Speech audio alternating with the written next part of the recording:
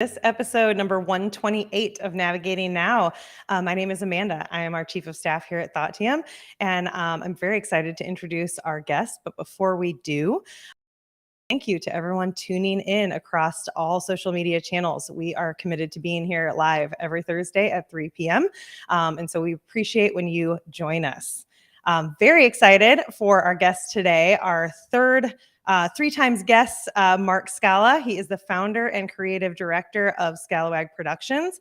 He is also just a valued member of our community. I love coming to the table with him because we always talk the real, and we are going to do just that today. So without further ado, Mark, welcome to the back to the roundtable. Yeah, absolutely. Lucky number 3, right?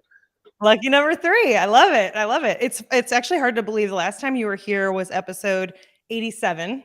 Wow. Which it felt like you were here not that long ago, but we're on 128 now, so it's been a minute. So I'm excited to catch up on what's new. But for those that don't know you, why don't you tell them a little bit about yourself and Skalawag Productions? Yeah, so I run a video production company called Skalawag Productions. It's a bad pun on my last name. We focus a lot in the food and beverage world. Actually, I just got back from Expo West on the West Coast.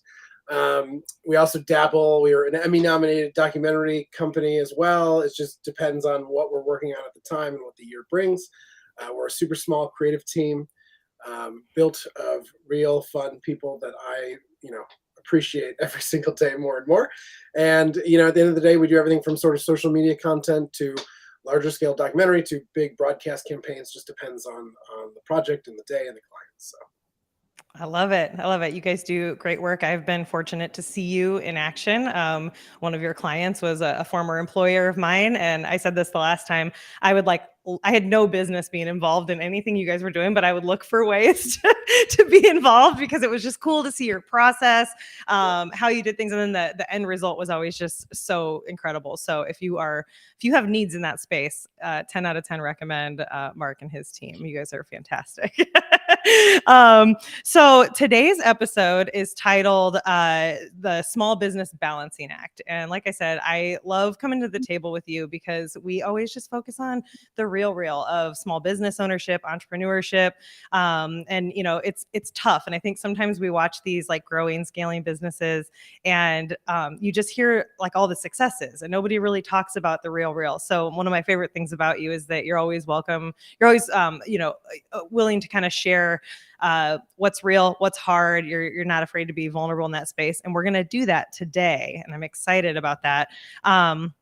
So since we've been talking a lot about like the human approach over here at ThoughtTM, and today we're going to kind of do that as well, because we're going to talk about reserving and protecting energy so you can kind of be a whole person, right? You can show up well for your business and your team, but also for your family. So I think what could be really helpful is to start us off, maybe just share maybe one or two things like how do you strategically protect and like reserve energy so you can be like your best whole Mark self for both your business and your team as well as your family? I think the important thing to start with is saying that it's a constant. It's not like you figure out how to do it and then you're done, right? It's a journey. This idea of a finish line is something that I've always been struggling with, right? And I've always been that type of person that is always like hustle to that typical like entrepreneurial story, like I'm gonna just do more, check off as many to-dos as I can, blah blah blah blah. And what I've found, especially after having children, I have 2 5-year-old twins, and especially after having children, it was like no matter what I was doing, I was failing somebody. I was either failing the business or I was failing my family or myself, frankly. And it's because I wasn't really regulating how much energy that I was putting into everything. I was going full 11 all the way up to 11 and trying to do everything in all those areas. Not a sustainable model. And so one of the things that I've really started doing is understanding like how do I make my day actually manageable. And so instead of like trying to do everything, looking at practical things like your calendar and your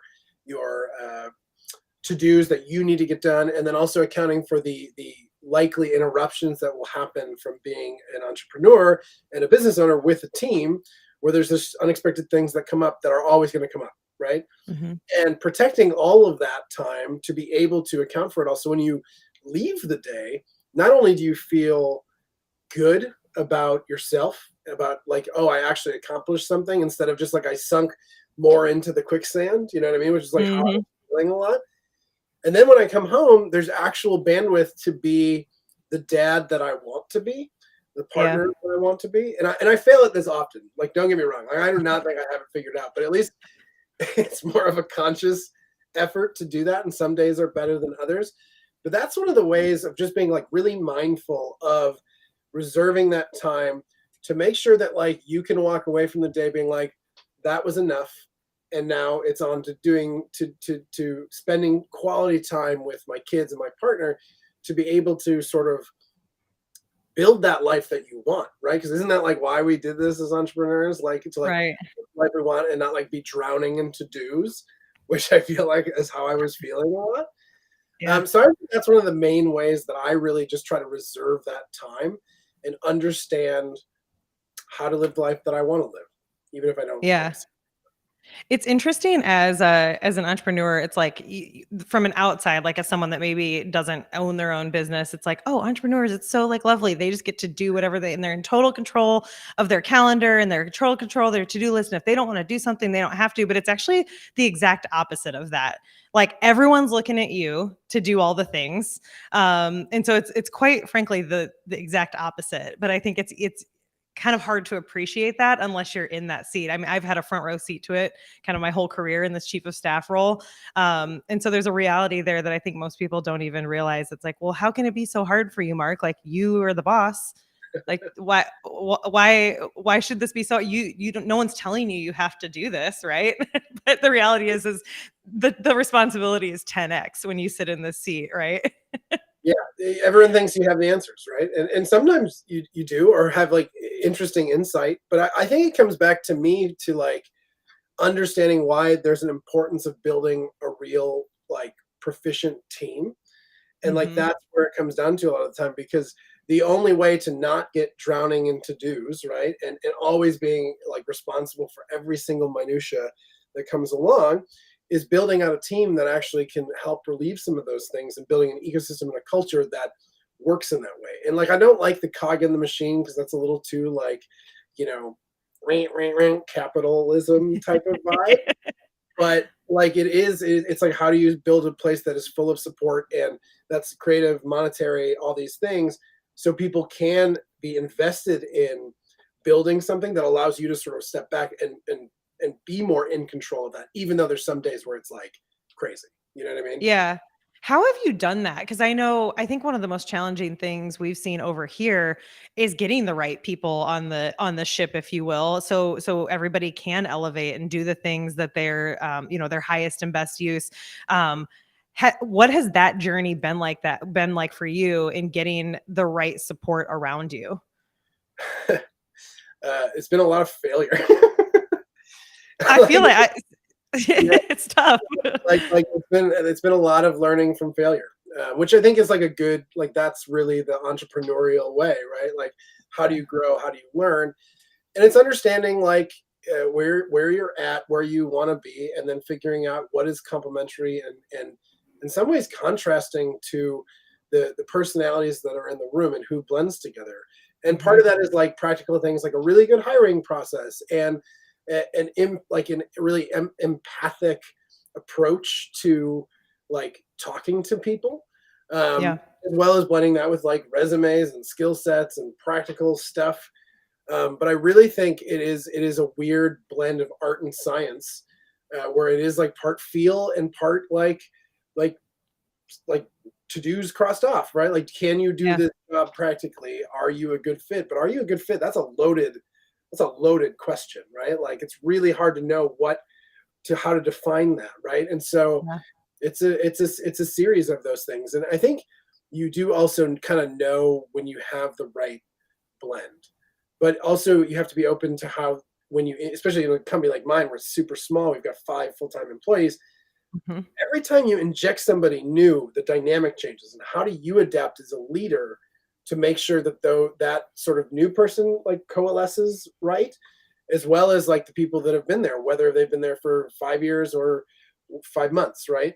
How do you Yeah. like keep massaging that, keep checking in and building systems, frankly, and like it sounds boring, but like building systems that support that open communication and dialogue, that support growth, both monetarily and creatively. Like that's a big focus in how we operate internally that I think has lent itself to just better hires, but also like better chemistry and better problem solving when there's issues, because there's always issues. That's just how it goes. I'm like grinning from ear to ear right now because we are in a recruiting sprint right now.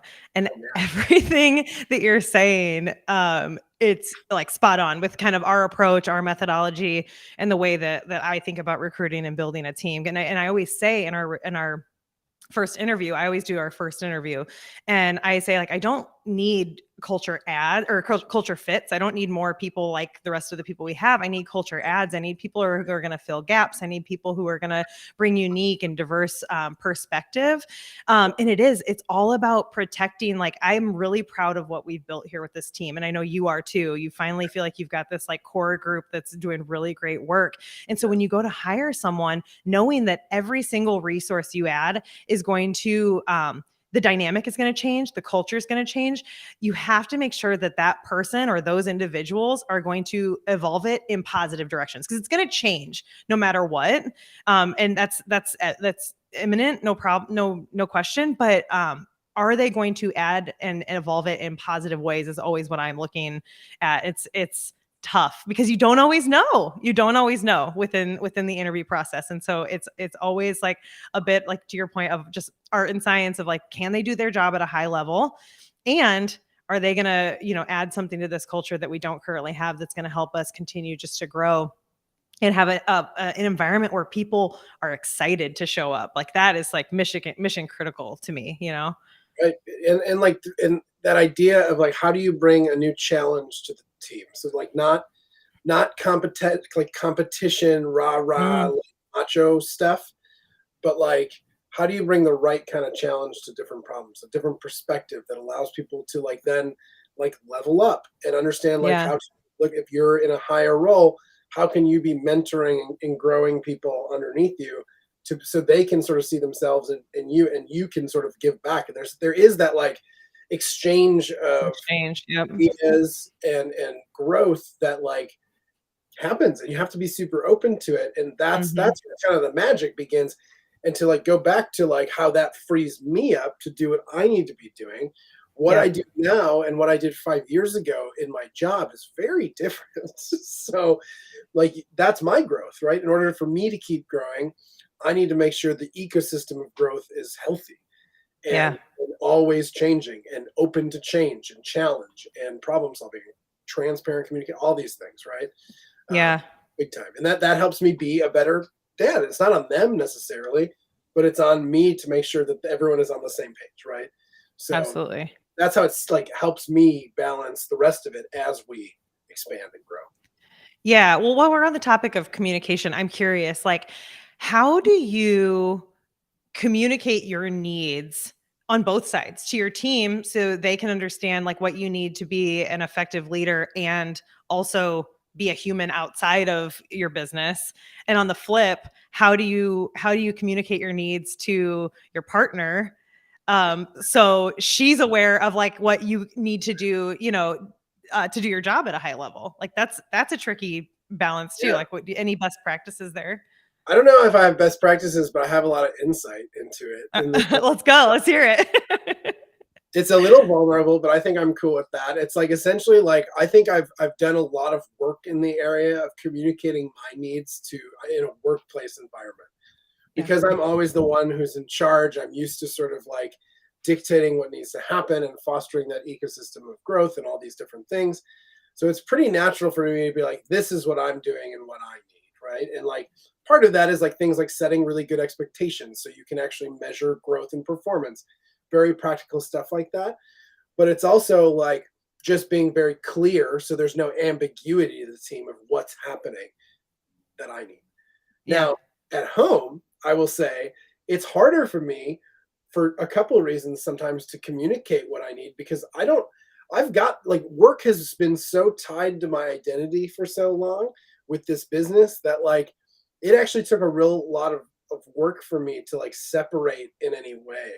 And we were talking a little bit about like identity changing. And I think this is part of that topic where it's like sometimes when I get home, I have like massive decision fatigue. And Mm-hmm. like I can't, and that's in that zone when I can't contribute to like wearing my dad hat because I have got nothing left in the tank. So I'm like sitting down. It's like I can like read a book or like, do something simple, but like in terms of like actually actively like being imaginative or playing along or doing the things that like 5-year-olds want to do and being like Mm-hmm. again, the dad that I'd like to be, the partner that I'd like to be, that I strive to be all the time, that I sometimes fail at and sometimes win Yeah. at. It's that idea that like I don't always know what I need in that space because and I can't communicate because like I got nothing left. And so part Yeah. of it is also like making sure that I am taking time when I have rest time to carve out some time for me that is for Mm-hmm. hold space for me. That could be reading a book, it could be taking a nap, it could be going on a walk, it could be working out, whatever it is. It could be Mm-hmm. lots of different things.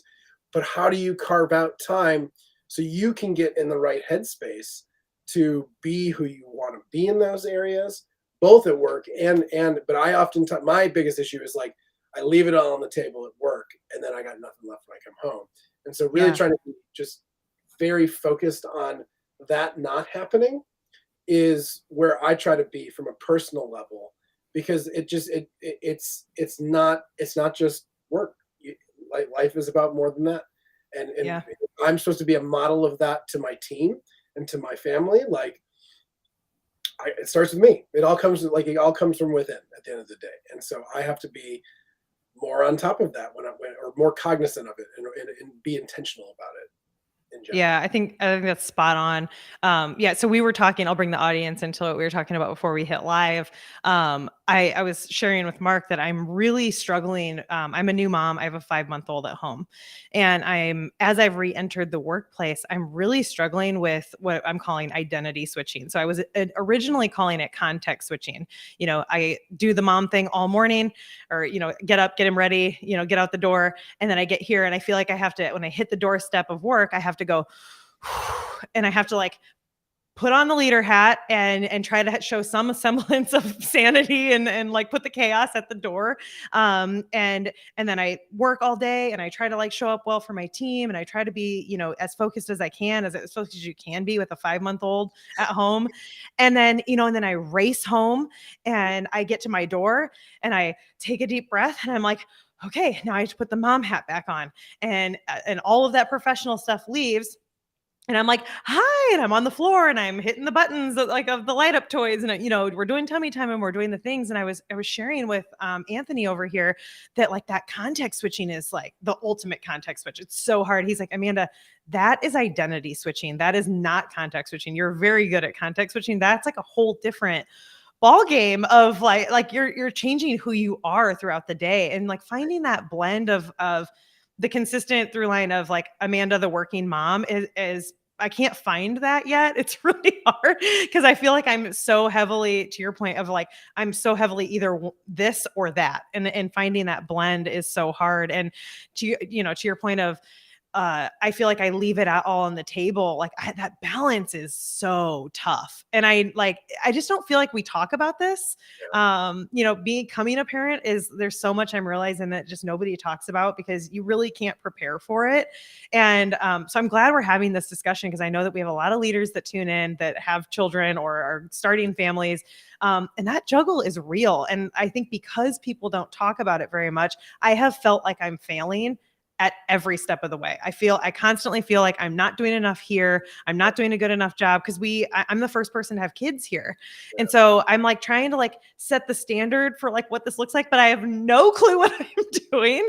And I'm not like always doing it so gracefully. So it's a real challenge. And I think we need to talk about it more. So new parents and even parents like going through different stages, the baby stage is different than the toddler stage and then the school years phase. I feel like we would set parents up much better to be the parent and a successful employee, business owner, leader, whatever your role is.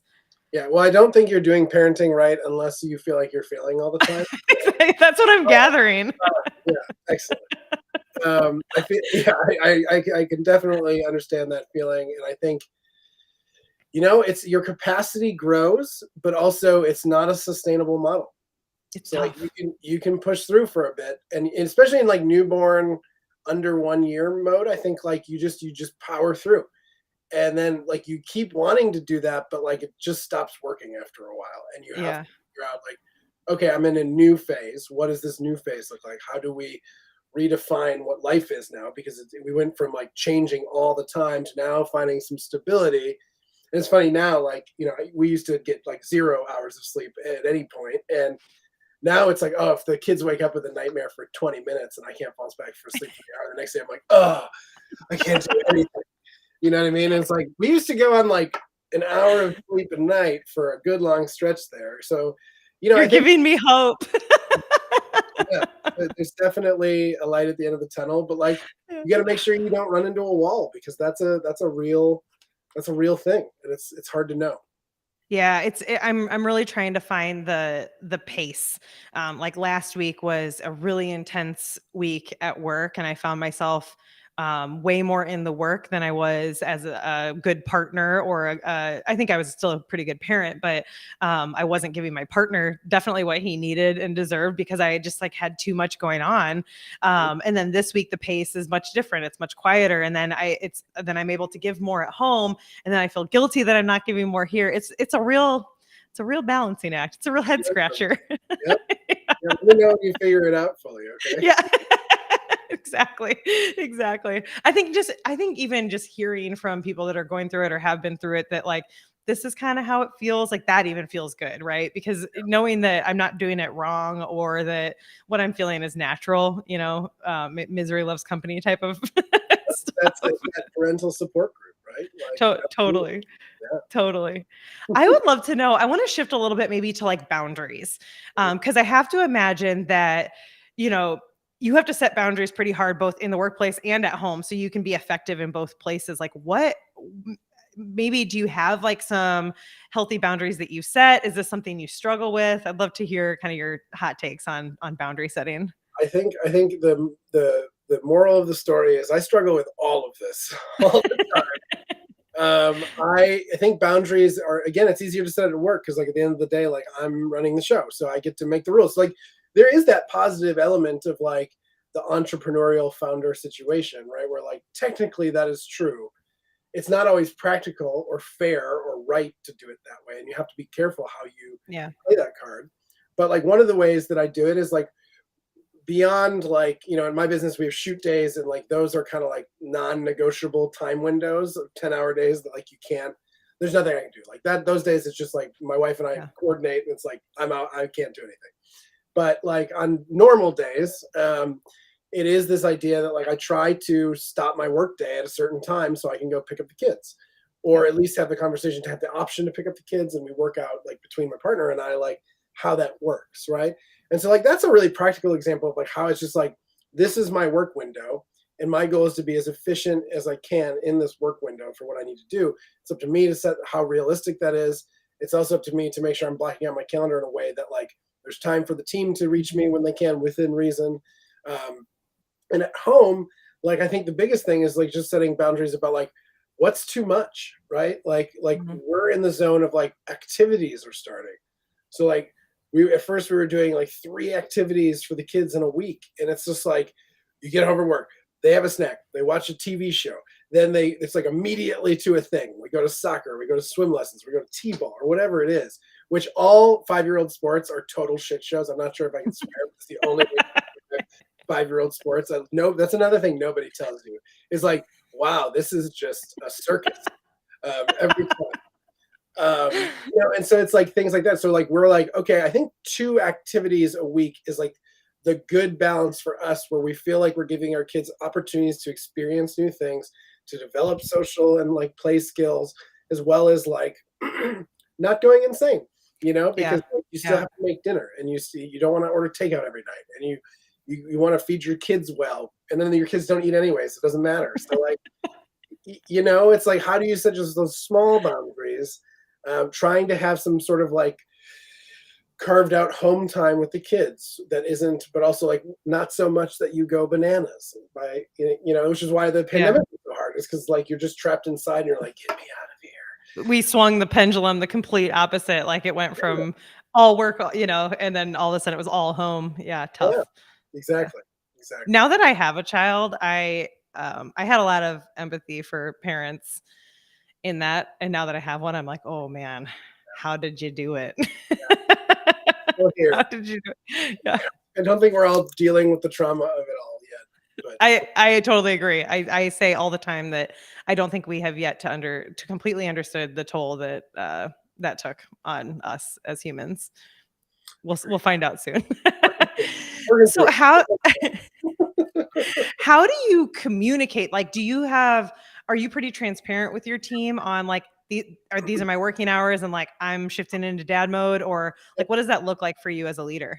Yeah, it's all about that. I'm really a big fan of like just total radical candor, like transparent, like here's what I'm doing, like here's why I'm doing it. Because I think it's, and this is something we talk about as a team a lot, is like it's in human nature to tell stories about other people's intentions. And you don't Mm-hmm. always know, and sometimes there's there's bad intentions, but most of the time it's not. Whether you're working with clients, you're working interpersonally with your team, whether you're working with family, doesn't matter. Like you start to tell stories about people, what people actually are doing or thinking. And it's how do we stop that voice in our heads, and how do we just sort of like talk about like it's why it's important to be like super transparent with me in a leadership position, because it also sets the stage that it's okay, that like you don't have to feel bad about like, hey, you want to run and get a haircut, or like go do your thing, as long as it's built into your day and you're getting your stuff done and all that stuff. And it's the same thing with me. It's like I leave at this time in order to go pick up my kids from school, and like if you want anything or need anything from me in this time, like I'm just not available. Unless Yeah. it's like an emergency. Obviously, I'm always available in an emergency in this situation. But like, Yeah.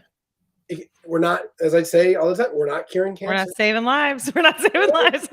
Like yes, like urgency and ownership and all these things are super important in client work, but nobody's going to die if they don't answer that email today, right? Right. And so but also finding the balance, giving them the tools to make those decisions, so then when they like slack me, I'm not annoyed. Like they know that I know I will get to it when I can. It might be later that night if it's really important. It might Sure. be tomorrow morning. It might be next week. Like it just depends. But like it's also setting the stage for those things. And then it's also setting expectations about like how they are for like things like our shoot days, where there isn't that wiggle room. Like we Yeah. don't have that wiggle room in these times. So you can have like, my whole thing on the work side is like, how are you able to have the flexible life that you want, right? Both creatively, monetarily, and just like practically speaking. This is why like people that are forcing people to go back to offices, like I get it, it's like you got real estate, you're paying for it, but like you're going to get left behind, you're going to pay for it in some way or another, right? So Mm-hmm. how do you give people like a flexible approach? And for us, we've got a couple team members that like can't work at home really because of their massive machine setups. Now we're working on that flexibility, but like we can't always just drop like $10,000 on a new machine so they can have a home machine type of thing. And Sure. so how do we find a good balance of like work time and like together time to have those like interspersed moments of like human connectivity? Because also being on Zoom all day is like a big drag for me. You know what I Yeah. mean? Like, how do you? Totally. And so we talk together about like, hey, what's going on this week? Where do we need to have touch points in person? And often this is like brainstorms and things like that. And people are coming from all areas into like Westtown, where our tabletop studio is. And so it's just like, how do we, again, transparently communicate our needs in a way that we don't have to feel like we're hiding something because we have a personal thing we're doing or whatever it is. It's like we all are under the understanding that we're doing what we need to do to get what we need done, and that we will, Yeah. if there's things that like, and that's not to mean there's no accountability, but like that's a big part of it, right? Is this like just being able to have that expectation setting, the communication, and the accountability all at once allows people to just be people. Yeah. And the assumption for me is you're a high performer until you tell me you're not. You know what I Yeah. mean? Yeah. I love that. I love that. Yeah. You know, and People are gonna break away and do their things that they need to do anyway. So why not cultivate an environment that they feel like they can and that they're trusted to? I think that's one positive thing that came out of the pandemic is there's a lot more of that. And I'm grateful for that because it's like there are things, especially now that I've got a kid and my husband works later into the evening. So it's like I do have a hard shut off time. And so there are times that I gotta like at noon go run and do something or like dip out at 4:30. And I have to be trusted that my work is getting done and it's getting done really well and it's always getting done on time. And nobody asks the questions over here. So that's one thing that I do. I like, thank God from the pandemic. I think that's been a big shift, but people are going to do it regardless. So like, let's just create an environment where they think they can be honest about it and communicate it so everybody can work a bit more collaboratively. And I don't know, it's going to happen regardless, Yeah.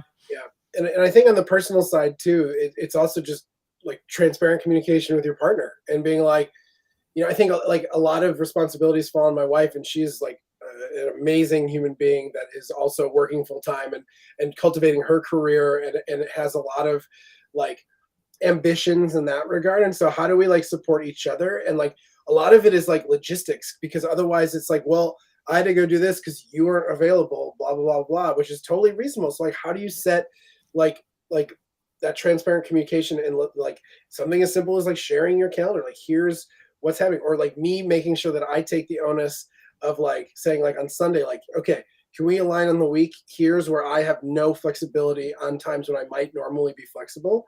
And I'm always trying to get better at that, right? Like that's one of the things that is just my job and weekly schedule. Like a lot of people are like, oh, usually I'm free on Mondays. My schedule is all over the place. It's like, yeah, I can imagine. I'm unavailable. Some weeks it is like I'm totally free, and some weeks there's no set time that is like consistent, which is part of what I love about my job, frankly.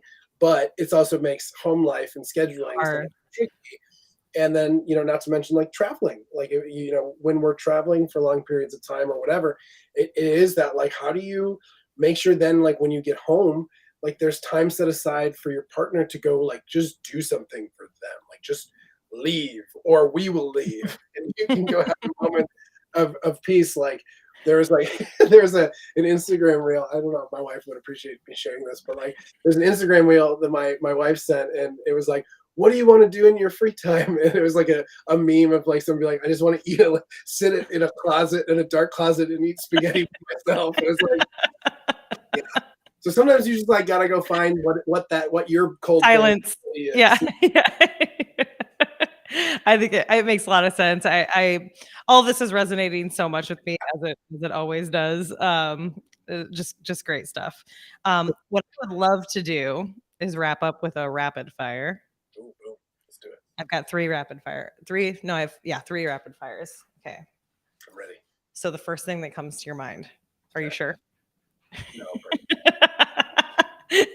Okay. These are less silly and more like maybe a little more sentimental because we're bringing the whole person to this chat today. So the real.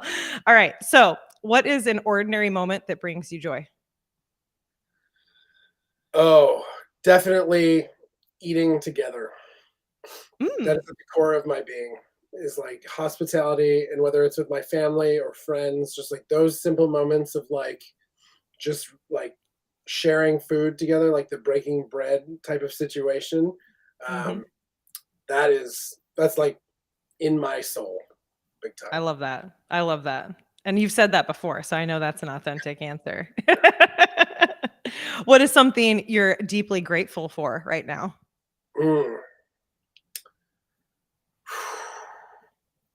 Everything. Just, man, like it's hard to focus on one thing for that. I think it is my kids right now. They're at this space where they remind me of what it's like, this idea of like curiosity, right? I think as you grow, especially post 25 into your 40s, so I'm 36, like you lose this curiosity. And I don't know if it's because you feel like you know everything, and as you get older, you realize how little you know, and blah, blah, blah. And like it is one of those things where like you just lose this like just curiosity of how things work or how things are, like why that painting resonates with you. And what my kids do is they remind me every day that, like, that's life. Curiosity is life. It's how you learn, it's how you grow, it's how you, like, find meaning in the world. Mm. And that is the thing that I think that I always try to hold on to and I'm grateful for, because it's very easy for me to forget, although I'm always trying to strive to be more curious. But I think I lost it for like a good 8 years, you know? Yeah. Yeah, yeah. You make me really excited for that phase because like it's already so cool to see. I think one of my favorite things about being a mom is watching Kai experience the world like through his eyes. And like he's only 5 months old. So right now that's happening through like watching him look out the window and like how he processes whatever he's seeing and how he when he's looking at our dog, he just cracks up laughing and like just seeing how he experiences the world is so cool. And as they get older, they can verbalize and articulate. And I just so look forward to those moments because it's just gonna be so cool to have that experience with them. It's a wild ride. It's hilarious. It's great. Yeah. Yeah, they're at a fun age. Okay, last one's my favorite question to ask people. I want you to think about something you admire about yourself, and I want you to fill in the blank. If the world were more like me, it would be. This is always a hard one for me. I'm really bad at the talking about myself and traits. So tell it to me one more time. Okay, something about you, something that you love about yourself, you admire about yourself. If the world were more like me, it would be.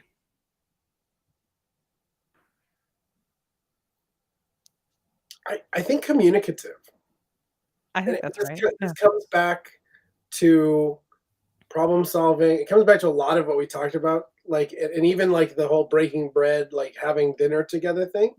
You know, I think in this world that we're in right now, and I think I see signs of that like breaking down, but like this like very binary, like black and white, like left or right, all this stuff. You see, there's only like it's my way or the highway. And like I feel like the older you get, the realize is like, God, there's nothing that's binary. There's no clear answers.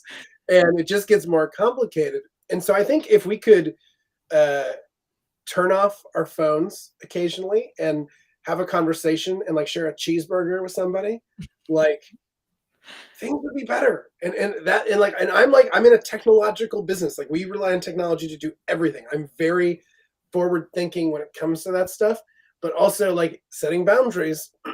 Like I think it's good to be alone or by yourself or just like Mhm. have an intimate conversation with a stranger or somebody, because that is the moment where you'll really be like, oh, it isn't that simple, is it? Shoot. I Yeah. thought I figured out. And now I'm thinking about it. And I think that also lends itself to curiosity. It's like Yeah. it's all interconnected in that way. And I think that that's one of the things that the world would be a better place if we could just communicate a little bit better. A little bit more. Yeah. Or I think if I think of you, if I had to answer this question for you and it's in the same vein of how you answered for yourself, I think just transparency. Yeah. Like just being honest and vulnerable and sharing like what's really going on because I said this to Anthony in a text yesterday. I'm like, we're all just trying to find our way home. Life is hard, it's messy, it's not always easy. There's like these lovely pockets of joy, but there's also a lot of like really hard stuff, and humans overcomplicate everything. And so when we go through these big life transitions or we take on big work like you're doing, like we're doing over here, it gets hard, it gets complex. And so if we can just be more transparent and honest with each other, we would all realize that we're all pretty much struggling with the same thing. And we would feel a lot less shame around all the things, right? So if I had to answer for you, it'd be transparency. Because whenever I talk to you, I'm like, oh, I feel seen. Like, I get it. I totally like you're giving me hope in some of the hard parenting stuff and just our quick little 40 minutes today. So I think you're spot on with communication, but also I would add transparency for you. Yeah, it's not all the influencer on the beach type of lifestyle, right? Like That's it's not it at all. That's not it at all. right. It's the real, right? Yeah. It's the real. Yeah.